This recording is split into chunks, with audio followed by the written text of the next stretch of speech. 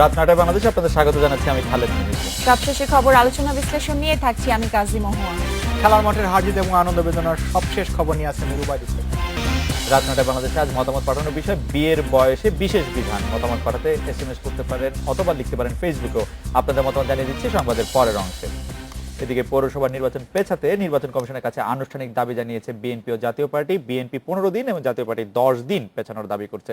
এই বিষয়ে কাল সিদ্ধান্ত জানাবে নির্বাচন কমিশন। আওয়ামী লীগ নেতারা বলছেন নির্বাচন কমিশন যে সিদ্ধান্তই নিয়ে মেনে নেবেন তারা।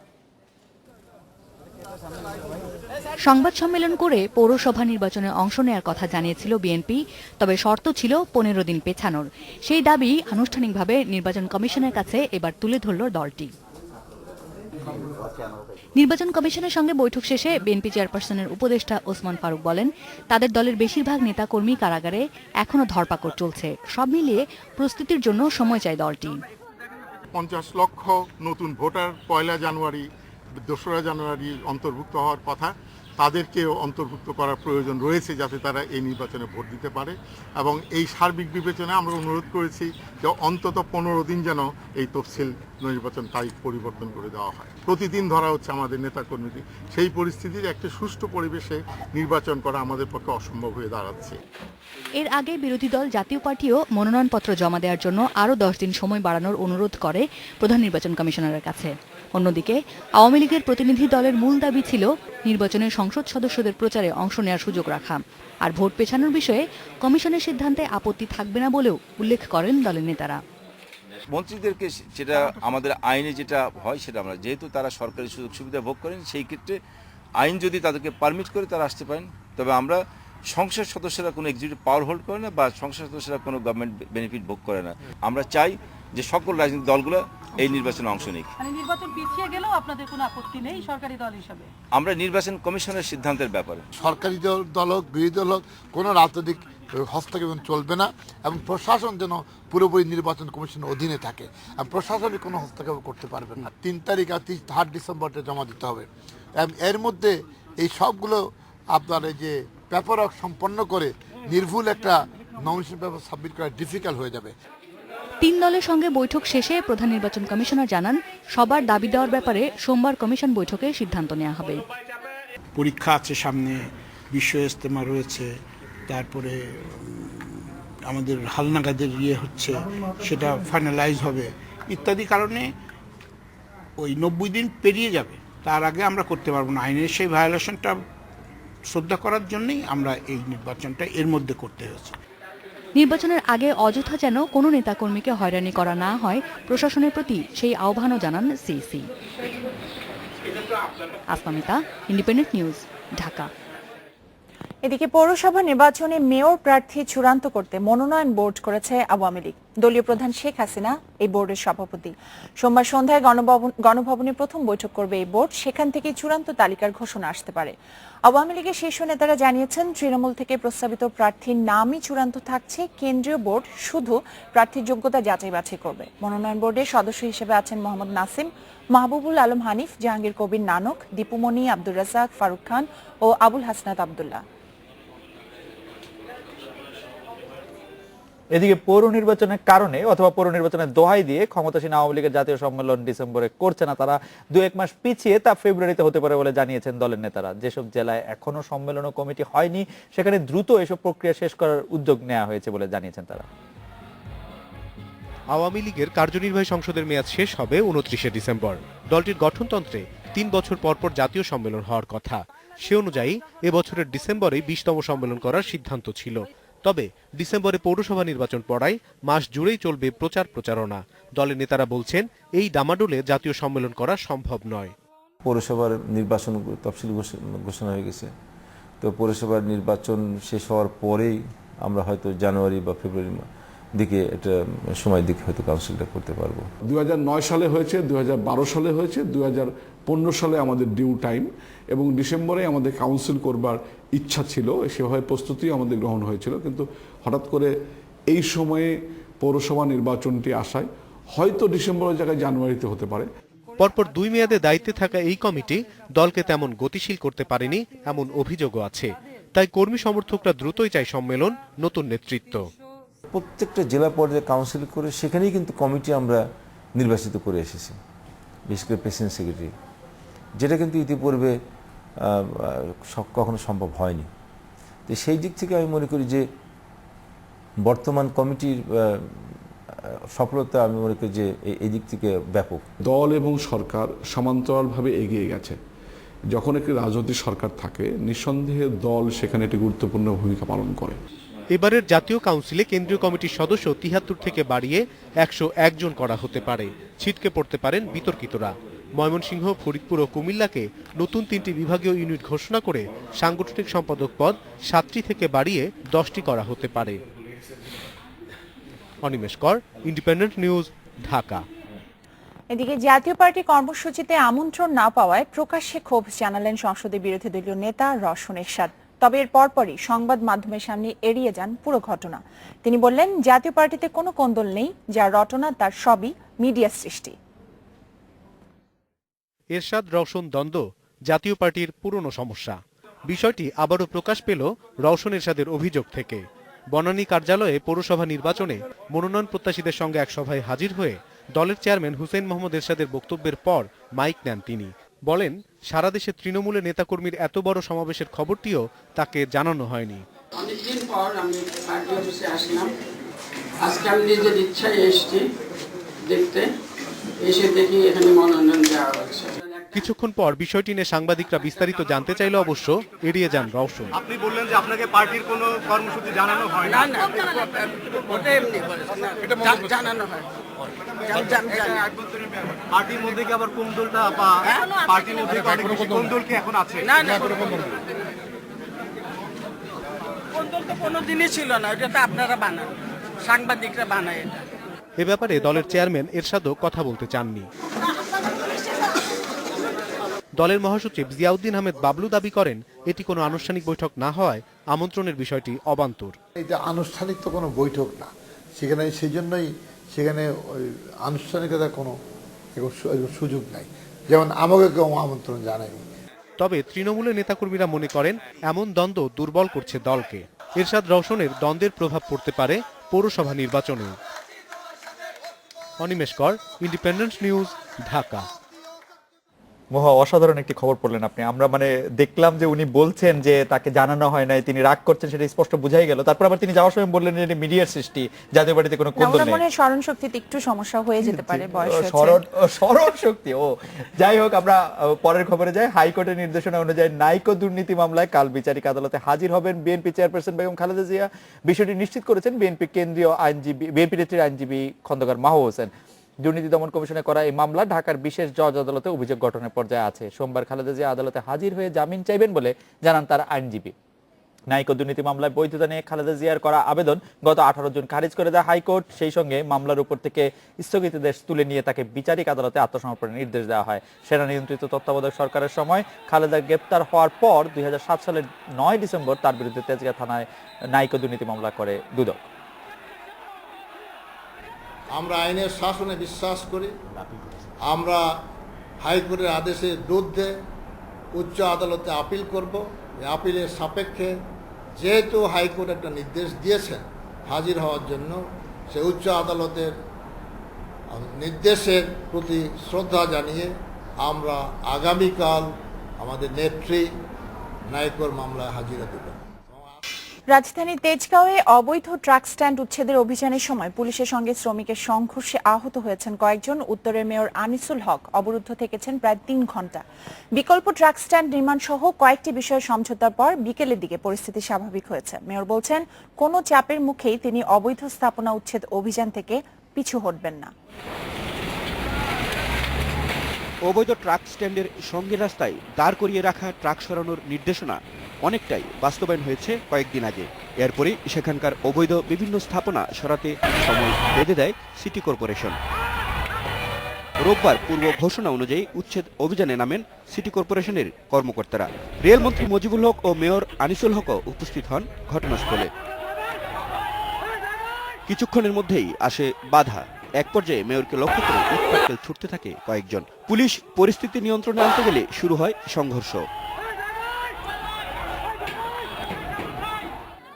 ছিল কিছু ভেঙে গাড়িগুলো দোকান হয়েছে, তো ওনাকে বলছেন যে আজকে আসবে আইসা এটা সমান করে দিবে। সিসিটিভি কাবি দিয়ে উনি আসলে আইসা সংবাদ দিয়েছে ফাঁক দিয়ে উনি কি করলো 2টা গাড়িকে ভাঙতেছে। ভাঙা হয়েছে, এটা হচ্ছে ক্ষোভের বহিঃপ্রকাশ। মেয়র অবস্থান নেন পাশের শ্রমিক ইউনিয়নের অফিসে। তিনি পরিষ্কার জানিয়ে দেন কোনো বাধাই অবৈধ দখল উচ্ছেদ অভিযান বন্ধ করতে পারবে না। পরে ওর সঙ্গে কথা বলা হয়েছে ইজ ফাইন। এই উত্তেজনা কেন? আমরা কি রাস্তা খালি করব না?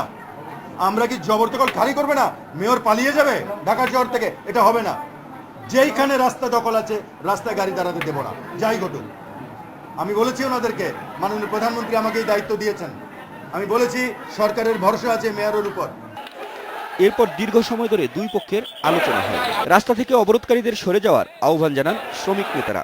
আর মেয়র বলেন শ্রমিকের বিরুদ্ধে নয়, তার অবস্থান শুধু অবৈধ দখলদারির বিরুদ্ধে।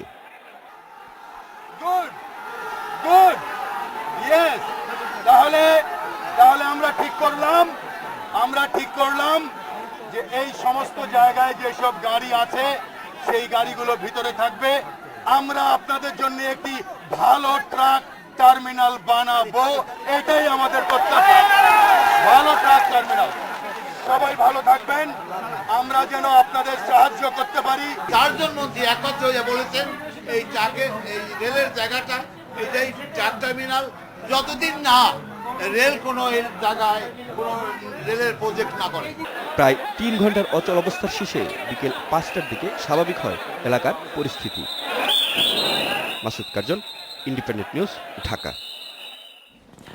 খালেদ, আমার মনে হয় মেয়র মহোদয়ের এই উদ্যোগকে সবাই আমরা স্বাগত জানাবো, মানুষ স্বাগত জানাবে, ঢাকার মানুষ বিশেষ করে যারা ওই জায়গা দিয়ে যারা যাতায়াত করে তাদের জন্য এটা একটা ভালো অবশ্যই উদ্যোগ। আমার একটা কথা মনে পড়ছে, উনি মেয়র নির্বাচিত হওয়ার পর একবার বলেছিলেন যে রাজনীতিবিদদের মতো তিনি মানুষ সেবা করেন নাই, তবে মানুষ সেবা ব্যবসায়িক দৃষ্টিভঙ্গিতে তিনি করেন। তিনি CSR, কর্মসংস্থান এসবের মধ্য দিয়ে মানুষের সেবা করেন। আজকের এরকম মানে আজকে যে ঘটনাটা ঘটেছে এর পরেও যদি উনি অন্যান্য যে সমস্যাগুলো আমাদের ঢাকার রয়েছে সেগুলো সমাধান একইভাবে একটু একটু করে করতে পারে, আমার মনে হয় আমরা একটু আসলে আশা দেখতে পারি। আমার মনে হয় যে আমরা যে কোনো অবৈধ সরকার, আপনি ঠিকই বলেছেন যে মেয়রের এই উদ্যোগ, তার এছাড়াও আপনি দেখেছেন যে আজকে বেশ কয়েকজন সিনিয়র মন্ত্রীও সেখানে গিয়েছেন। আমরা যোগাযোগ মন্ত্রীকে দেখেছি, আমরা নৌপরিবহন মন্ত্রীকে দেখেছি যিনি একজন শ্রমিক নেতাও বটে, আরেকজন মন্ত্রী রেল মন্ত্রীকে আমরা সেখানে দেখেছি, রেলেরই জায়গা মূলত সেটি। কিন্তু আমার কাছে যেটি মনে হয় আজকে মেয়র যে ঘোষণাটি দিলেন যে তাদেরকে একটি ভালো ট্রাক স্ট্যান্ড বানিয়ে দেওয়া হবে, সেইটি আসলে কোথায় বানিয়ে দেওয়া হবে সেটি বানানোর ব্যাপারটি আগে কেন বলা হলো না, মানে সেইটির ব্যাপারটা আগে দেখা হলো না কেন? দেখেন আজকে সারাদিন ধরে এত সব অরাজকতা চলেছে। আপনি আজকে সারাদিন আপনি টেলিভিশনে দেখেছেন, অনলাইনগুলিতেও আসলে খবরগুলি এসেছে, সারা ঢাকায় এই তেজগাঁকে ঘিরে এক ধরনের অবিশ্বাসের সাংবাদিকদেরও। আপনারা যদি একটু অ্যাড করতে চাই, এটা নিয়ে অলরেডি কাজ মনে হয় কিছুটা হচ্ছে, যে এই ট্রাক স্ট্যান্ডের জায়গা পাওয়ার জন্য ঢাকা জেলা প্রশাসককে এরই মাঝে দায়িত্ব দেওয়া হচ্ছে, এবং যেটা প্ল্যানিং সেটা হলো বহুতল বিশিষ্ট ট্রাক স্ট্যান্ড করে তোলা, সেরকম টার্মিনাল গড়ে তোলা।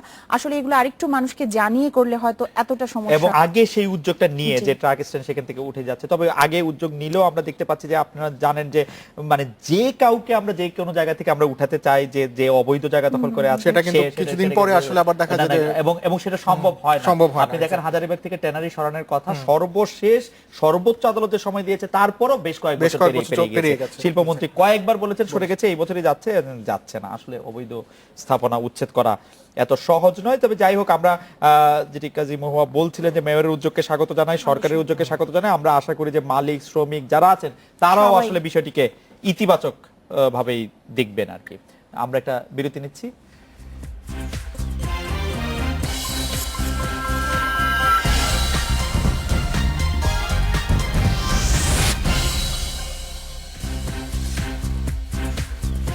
নটা 22 মিনিটে আমরা ফিরে এলাম রাত 9টায় বাংলাদেশে। বাল্যবিবাহ নিরোধ আইনের খসড়ায় 18 বছরের কম বয়সী মেয়েদের বিয়ে দেওয়ার বিশেষ বিধান রাখা হচ্ছে। গত সপ্তাহে আইন মন্ত্রণালয়ের লেজিসলেটিভ ও সংসদ বিষয়ক বিভাগ তাদের মতামত দিয়ে খসড়াটি মহিলা ও শিশু বিষয়ক মন্ত্রণালয়ে পাঠিয়েছে। বিশেষ বিধানে বলা আছে, এই আইনের অন্যান্য বিধানে যা কিছুই থাকুক না কেন, কোনো বিশেষ কারণ থাকলে বা বিশেষ কারণের উদ্ভব হলে অভিভাবকের সম্মতি অথবা আদালতের অনুমতি নিয়ে 16 বছরের পর মেয়েদের বিয়ে দেওয়া যাবে। গত বছরের 15 সেপ্টেম্বর মন্ত্রিসভার বৈঠকে সাজা ও জরিমানার পরিমাণ বাড়িয়ে বাল্যবিবাহ নিরোধ আইন 2014 এর খসড়ার নীতিগত অনুমোদন দেওয়া হয়। ওই বৈঠকে ছেলেদের বিয়ের ন্যূনতম বয়স 21 থেকে 18 এবং মেয়েদের 18 থেকে 16 করা যায় কিনা তা পর্যালোচনার নির্দেশ দেন প্রধানমন্ত্রী।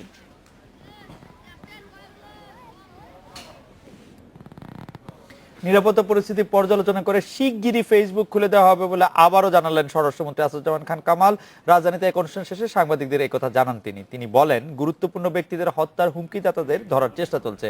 সাম্প্রতিক কয়েকটি হত্যায় অনেককে আটকও করা হয়েছে। যারা পলাতক তাদের ধরতে অভিযান চালাচ্ছে আইন শৃঙ্খলা বাহিনী। অন্যদিকে ডাক ও টেলিযোগাযোগ প্রতিমন্ত্রী তারানা হালিম বলেছেন, স্বরাষ্ট্র মন্ত্রণালয় যখন চাইবে তখনই ফেসবুক খুলে দেওয়া হবে।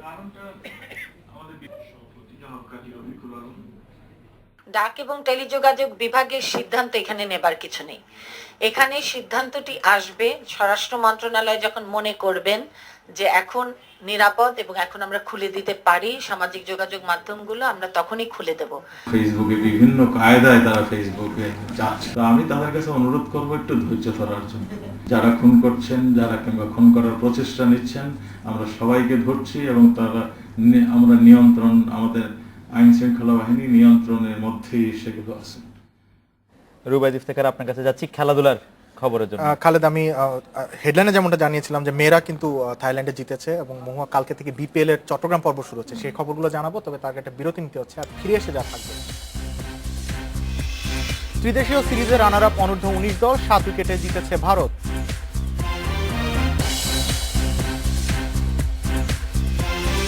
সোমবার শুরু বিপিএল এর দ্বিতীয় পর্ব। নিজের মাঠে তামিমের প্রতিপক্ষ মাহমুদুল্লাহর বরিশাল।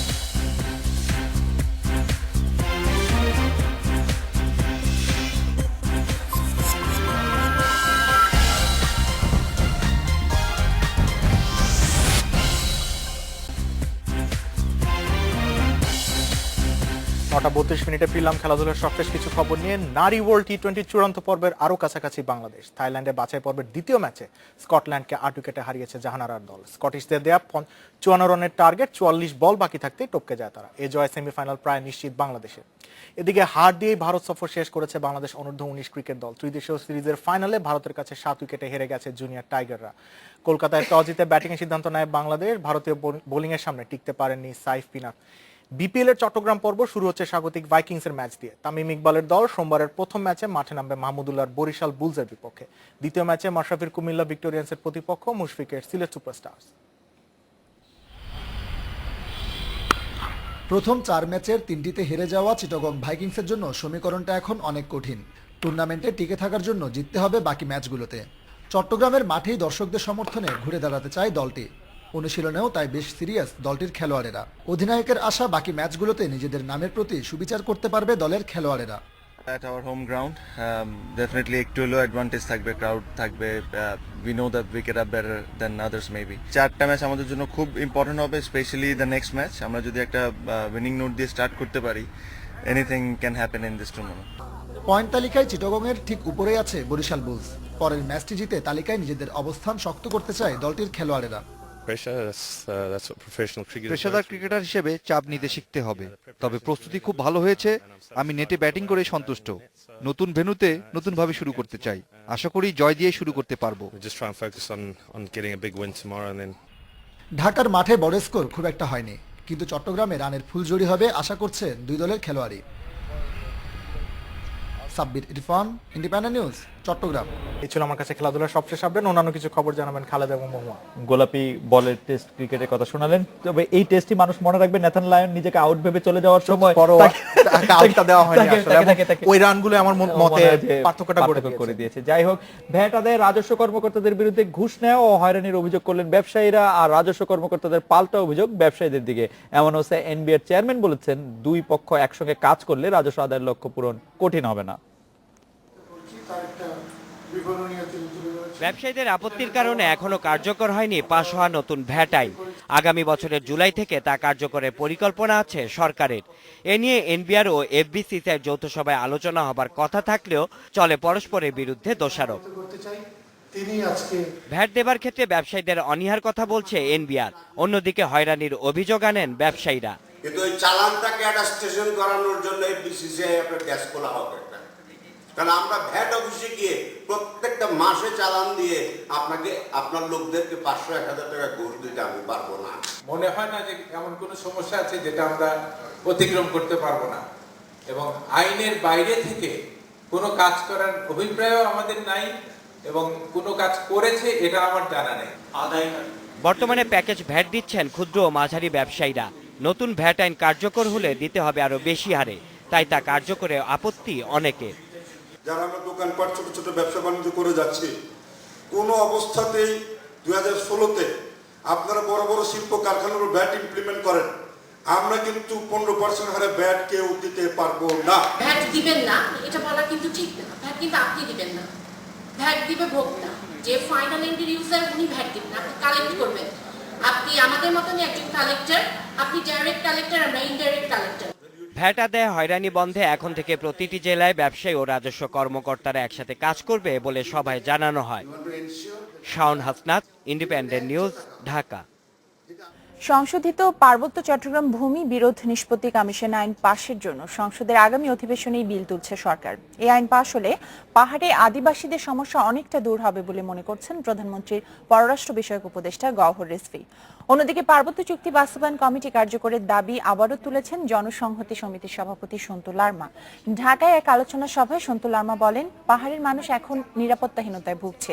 আদিবাসীদের সঙ্গে বিরোধ বাড়ছে বাঙালিদের। পর্যটনের নামে পাহাড়ে ভূমি দখল করা হচ্ছে বলেও অভিযোগ করেছেন তিনি। অনুষ্ঠানে গওহর রিজভী জানান, কার্যকর কর্মপরিকল্পনার মাধ্যমে শান্তি চুক্তি বাস্তবায়নে বর্তমান সরকার প্রতিশ্রুতিবদ্ধ। কয়েকটি বিশ্ববিদ্যালয়ের কাজ শুরু হয়ে বহু ধর্মের মানুষ এখানে বাস করে, তারা যদি সংখ্যালঘুতে রূপান্তরিত। আরো খবর আগে নিচ্ছি একটি বিরতি।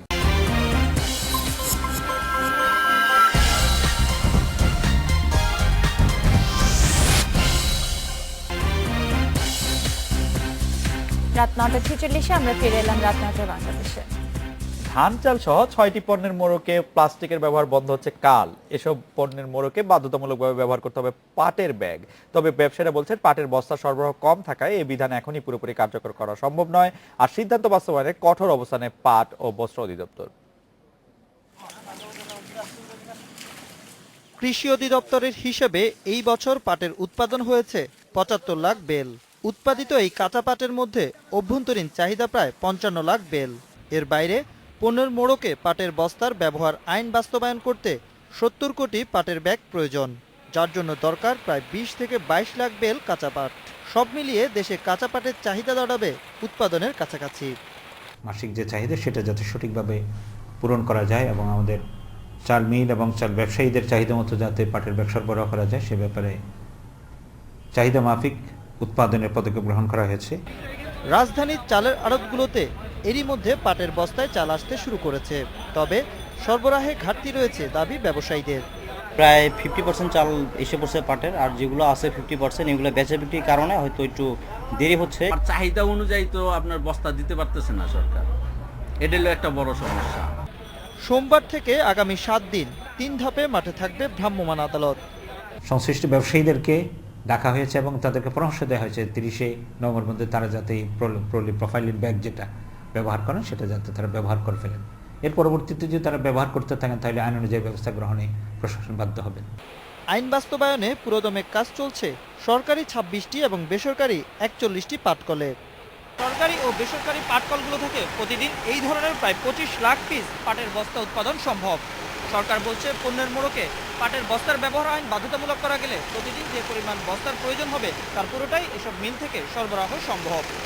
Ashraf Alam, independent news, Dhaka. দর্শক, রাত 9টা বাংলাদেশের শুরুতে আপনাদের মতামত জানতে চেয়েছিলাম বিয়ের বয়সে বিশেষ বিধান, এই বিষয়ে বেশ কিছু SMS আমি দেখছি। মনিরুল ইসলাম বলেছেন যে এমন বিধান থাকা উচিত যাতে আসলে বাল্য বিবাহটা রোধ করা যায়। মাহবুব বলেছেন, পুরুষের বিবাহ বয়সে 21 আর নারীর 18, রাষ্ট্রের চোখে নারী পুরুষের সমতা তাহলে কোথায়?